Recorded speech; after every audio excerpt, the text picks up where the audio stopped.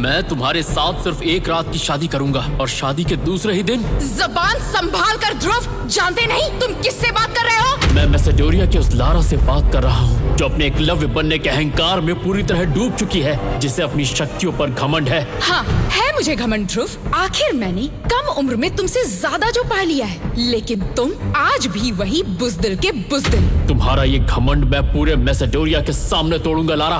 3 साल बाद मैं तुम्हें इसी शक्ति स्थान पर सबके सामने हरा कर एकलव्य बनूंगा। जिस ध्रुव को उसकी होने वाली बीवी लारा बुजदिल कह रही थी, वो बुजदिल नहीं, एक जमाने में ऐसा शेर दिल ध्रुव था जिसने सिर्फ 11 साल की उम्र में एकलव्य का खिताब हासिल कर इतिहास रच दिया था। और उसके इसी अद्भुत शक्तिशाली प्रदर्शन को देखकर बुजुर्गों ने ध्रुव और लारा का रिश्ता तय किया था। लेकिन अचानक ध्रुव की शक्तियाँ चली गयीं और अपनी शक्तियों के घमंड में चूर लारा एकदम से बदल गई और भरे दरबार में ध्रुव से रिश्ता तोड़ने चली गई।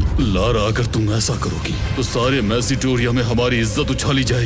राजा अरेंद्र, भूलिए मत, आपके इस कमजोर बेटे ध्रुव में कमजोरी और हार का कारण भी आप खुद हैं, और इसकी माँ के साथ जो हुआ उसके जिम्मेदार भी आप ही हैं। राजा अरेंद्र और महारानी माधवी को शादी के 12 साल बाद भी संतान सुख नहीं मिल पाया था, और इसी कारण अरेंद्र के भाई भैरवा की नजर राज सिंहासन पर थी। लेकिन तभी विचित्र तरीके से ध्रुव का जन्म हो गया, जिससे भैरवा के अरमानों में पानी फिर गया था। उसने अरेंद्र के विरुद्ध विद्रोह करके शौर्य सिंहासन पर कब्जा कर लिया था और महारानी माधवी को मृत घोषित कर दिया था। लगता है इसके साथ भी वही होगा जो इसकी माँ के साथ हुआ था। जैसे ही लारा ने ध्रुव की माँ का नाम भरी सभा में उछाला, गुस्से में आए ध्रुव ने अपने हाथों में अग्नि की ज्वाला प्रकट कर लारा के ऊपर हमला किया। पर लारा ध्रुव से इतनी ताकतवर थी कि उसने ध्रुव के हमले को सहजता से निपटा दिया। वो देख सारा दरबार फिर से ध्रुव पर हंसने लगा। दरबार में हो रहे अपमान से हताश होकर ध्रुव वहाँ से भाग गया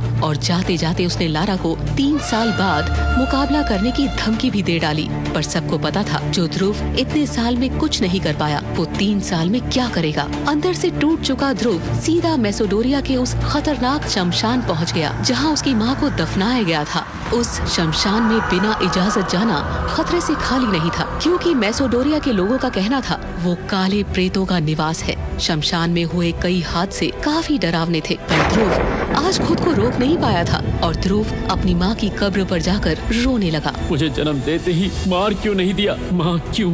ध्रुव जैसे जैसे माँ को पुकारता गया, वैसे वैसे शमशान का माहौल बदलने लगा। ध्रुव की माँ की कब्र से धुआं निकलने लगा। उसकी उंगलियों में पहनी अंगूठी ने अपना रंग बदलना शुरू कर दिया। जैसे ही ध्रुव ने अंगूठी को छुआ, वैसे ही शमशान में बने बरगद के पेड़ पर एक आत्मा हवा में उड़ती हुई दिखी। वो आत्मा एक बूढ़े इंसान की थी।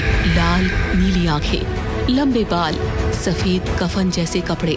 वो आत्मा ध्रुव के नजदीक आकर खड़ी हो गई और उसने अपने दोनों हाथों से ध्रुव को हवा में उठा दिया। उस आत्मा ने हंसते हुए ध्रुव से कहा, मेरा नाम विदुर है और मैं कई सालों से तुम्हारी इस अंगूठी में रह रहा हूँ। तुम्हारी माँ की मृत्यु का कारण भी मुझे मालूम है, और मैं ये भी जानता हूँ कि तुम्हें एकलव्य बनकर तुम्हारी मंगेतर लारा के साथ मुकाबला करना है।